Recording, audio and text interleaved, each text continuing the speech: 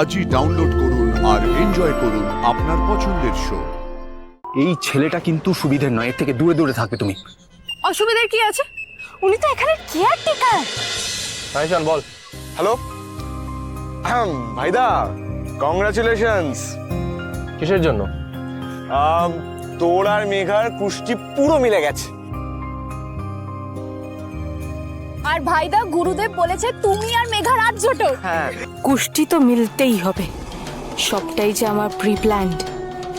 এমন ভাবে কুষ্টি সাজিয়েছি কেউ ধরতেই পারবে না যে এটা নকল। তোরা পৌঁছেছিস? না, এই তো রাস্তায়। ও তোরা তো ফার্ম হাউসে দুদিন স্টে করবি, তাহলে ফার্ম হাউসে যেতে এতক্ষণ সময় লাগছে? আরে বার বলিস না, রাস্তায় টায়ার পাংচার হয়ে গেছে, তাই জন্যই আমরা এই মুহূর্তে ফার্ম হাউস থেকে একটু দূরেই আছি। এই আয়ুষ, ওই তো ফার্ম হাউস। এত কাছে ফার্ম হাউস, তাহলে কুসুম কেন শর্টকাটে গেল? জাদুঘর তোদের সাথে নেই? আর কুসুম? না, আসলে কুসুম আমাদের প্রাইভেসি আর স্পেস দিতে চেয়েছিল, তাইও আমাদের সাথে নেই। জাদুঘর ফার্ম হাউসটা চিনতে পারবে কি করে? এক্স্যাক্টলি এটাই আমার পয়েন্ট। আমি এতবার করে বললাম, আমার কথায় পাত্তাই দিল না মেয়েটা। বললাম আমাদের সাথে যেতে। এত কনসার্ন হওয়ার কিছু নেই। আসলে গাড়িটা ফার্ম হাউসের সামনেই খারাপ হয়েছিল, আর ও তো একা যায়নি। আচ্ছা, তাহলে আর তুমি আর ভাইদা তো গাড়িতে, তাহলে জাদুঘরের সঙ্গে কে আছে? আমাদের ফার্ম হাউসে কেয়ারটেকার গেছে ওর সাথে। কুসুমের এটা করার কোনো দরকার ছিল না, আমাদের সাথেই যেতে পারতো, কিন্তু না, নেমে নিজে চলে গেল। এটা একদম ঠিক করেনি কুসুম। আচ্ছা ভাইদা, ও শর্টকাটে গেছে তো, এটাও তো হতে পারে যে ও তোমাদের আগে পৌঁছে যাবে। এত টেনশন কেন করছো বলো তো? তোমরা ভালো করে তোমাদের কোয়ালিটি টাইম স্পেন্ড করো আর এনজয় করো। আমরা রাখলাম। কুসুম কোথায়, আর কেনই বা চলে গেল?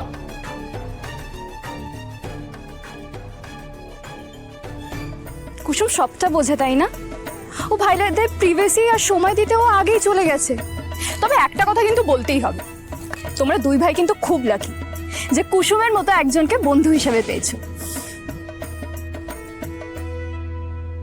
ভাইদার আশেপাশে জাদুকর না থাকলে ভাইদা কেমন একটা বিহেভ করে।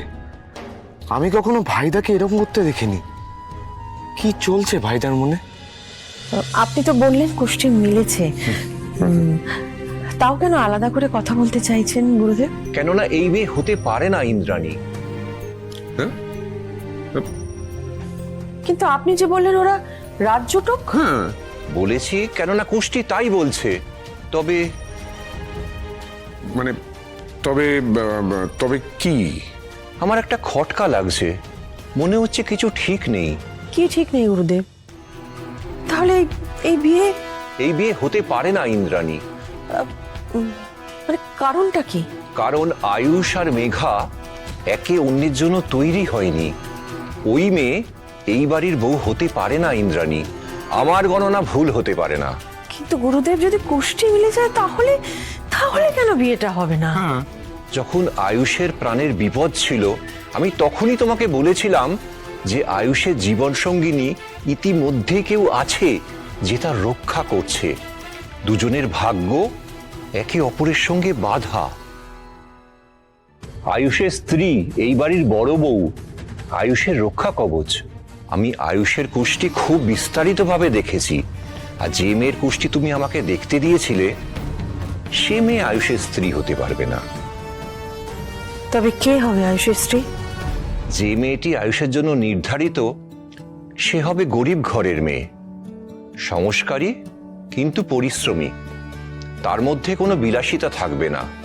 সে আসবে সাধারণ পটভূমি থেকে, কিন্তু তার সরলতায় সে আয়ুষের জীবন এবং তোমার বাড়ি দুটোই সাজাবে। আমি তাই জিজ্ঞেস করছিলাম যে মেঘা গরিব ঘর থেকে উঠে এসেছে কিনা, কিন্তু তোমাদের উত্তর ছিল না। হ্যাঁ, না তো, কারণ ও ও যথেষ্ট সচ্ছল পরিবারের মেয়ে, আর তাছাড়া ও নিজে একটা বড় বিজনেস করে। তাই মেঘা সেই মেয়ে নয়। আমার মনে হয়েছিল গুরুদেব যে আয়ুষ আর মেঘা একে অপরের জন্য, ওরা কমপ্লিমেন্ট করে একে অপরকে। আর আমি মেঘার পরীক্ষাও নিয়েছিলাম, আর ও উত্তীর্ণও হয়েছিল সেই পরীক্ষায়। অপরাধ নেবেন না গুরুদেব, কিন্তু আমার কিরকম মনে হচ্ছে যে মেঘা আমাদের এই গাঙ্গুলি পরিবারের জন্য যোগ্য বউ। আমার গণনা আর মায়ের মনের মধ্যে যে দ্বন্দ্ব লেগেছে, ইন্দ্রাণী, এর সমাধান তো খুঁজে বের করতেই হবে। তাহলে সমাধান কি হবে গুরুদেব? আমাকে একটু সময় দাও তোমরা, আমি সবটা আরেকবার বিচার এবং যাচাই করে দেখতে চাই। ইন্দ্রাণী, কাল আমি আবার এই বাড়িতে আসব, তখনই আমি আমার সিদ্ধান্ত জানাবো। বেশ বেশ গুরুদেব।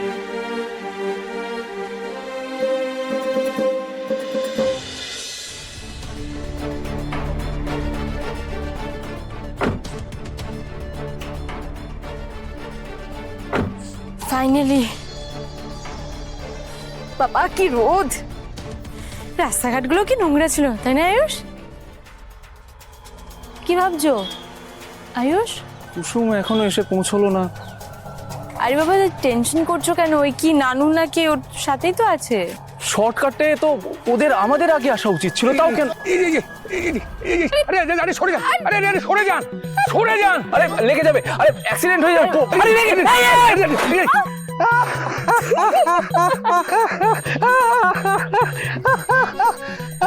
নানু, এটা আমার জীবনের সব থেকে ভালো ঘোরা ছিল। থামকো নানু। ওয়েলকাম কুসুম। তুমি তুমি হাসছো? ওঠো সাবধানে, দেখে। কুসুম, তোমার লাগেনি তো? তুমি ঠিক আছো তো? মালিক হয়তো ভেবেছেন আমি ঠুনকো, ফুলের ঘায়ে মুছড়ে যাব, কিন্তু আমি ছোটবেলায় এরকম কতবার পড়েছি। কুসুম, তুমি এখন আর ছোট নেই। আর শোনো, এদিকে এসো, আমার সাথে এসো। কুসুম, এই ছেলেটা কিন্তু সুবিধের নয়, এর থেকে দূরে দূরে থাকবে তুমি। অসুবিধার কি আছে? উনি তো এখানে কেয়ারটেকার। নানু, নানু, নানু, উঠুন, উঠুন, উঠুন।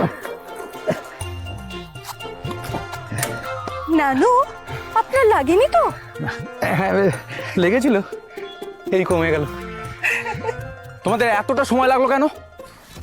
আসলে আমরা একে অপরের সঙ্গ উপভোগ করছিলাম, তাই না নানু? আমি আপনাদের লাগেজগুলো নিয়ে আসছি। কুসুম মানুষ বোঝে না, ও বোঝে না যে অচেনা কারোর সাথে বেরোনো উচিত না। অচেনা কাউকে যদি আপন মনে হয়, তাহলে তখন কেউ কি করবে? কিছু বললে আমাকে? কই না তো, আপনাকে আমি কিছুই বলিনি। আমি তো হাওয়ার সাথে কথা বলছিলাম। আপনি কি ভাবলেন একা আপনারই হাওয়া বন্ধু? আপনি যেরকম কথা বলছিলেন আমিও বললাম। এই যে আপনাদের লাগেজ নিয়ে এসছি, চলুন চলুন চলুন।